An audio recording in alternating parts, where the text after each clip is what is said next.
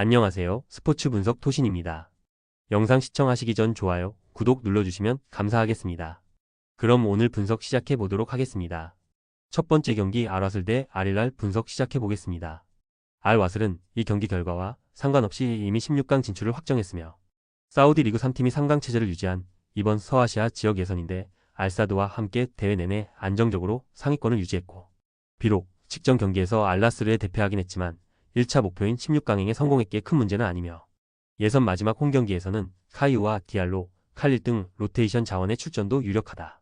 알힐랄은 아라을리의 골득실에서 앞선 전체 선두며 그로 인해 이미 16강행을 결정한 상황이고 굳이 무리한 선수 기용을 하지 않을 것이며 사우디 리그에서 이티하드에 1위 자리를 내준 데다 알나스르와 카드시아 등의 추격을 받고 있기에 리그 성적도 중요하고 게다가 다음 일정이 우승 경쟁 중인 이티하드 전이다. 알힐랄의 승리를 본다. 주말에 있을 이티하드 전을 위해 알힐랄이 로테이션을 가동할 가능성이 높으며 그러나 그들의 벤치에는 아람단과 모하메드 칸노 등 사우디 국대 선수들이 질비하고 말콤과 네베스 등이 선발 명단에서 빠져도 충분히 경기를 주도할 수 있고 후반에 레오나르두가 들어와 공격을 주도할 것으로 보이는 알힐랄이 승리할 것이다.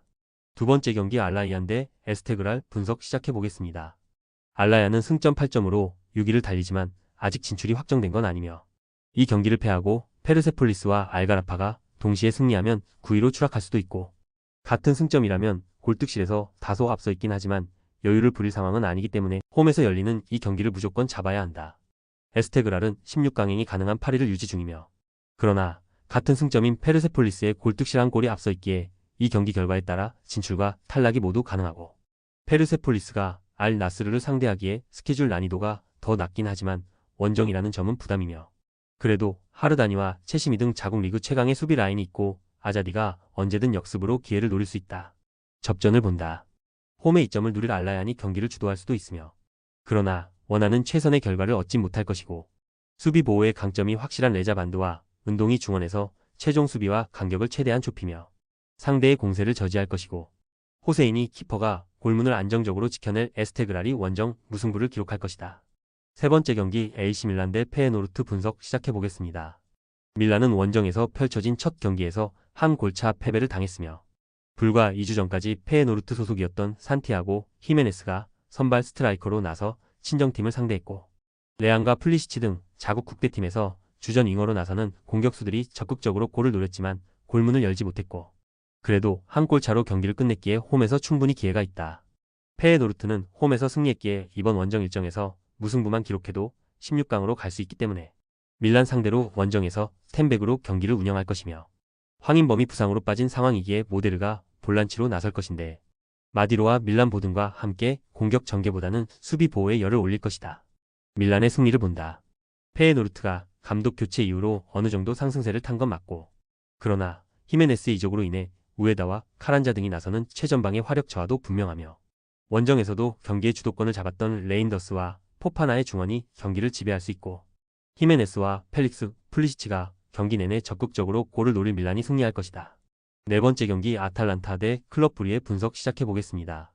아탈란타는 원정에서 펼쳐진 1차전에서 패하고 홈으로 돌아왔으며 중앙 공격형 미드필더인 마리오 파살리치의 동점골이 나오며 경기를 무승부로 끝내는 것으로 보였지만 인저리 타임에 결승골을 허용하고 말았고 위험 지역에서 나온 파울로 인해 페널티킥 허용이 컸기 때문에 이번 홈경기에서 승리해야 16강으로 갈 수 있고 쿼드라도와 자파 코스타 등 공격 가담이 좋은 윙백들이 돌파로 나설 것이고 레테기가 더 공격적으로 임할 것이다. 브리에는 인저리 타임에 나온 넬손의 페널티킥 결승골로 1차전을 승리했으며 후틀가의 선제골이 나왔지만 동점골을 허용했었는데 경기 종료 직전 얻어낸 페널티킥을 닐손이 성공했고 그로 인해 16강 진출에 유리한 고지를 점령했고 이 경기에서 패하지만 않으면 합계로 이길 수 있고 최전방에 나설 후틀가를 제외한 필드 플레이어들이 모두 수비 위주로 경기를 운영할 것이다. 아탈란타의 승리를 본다.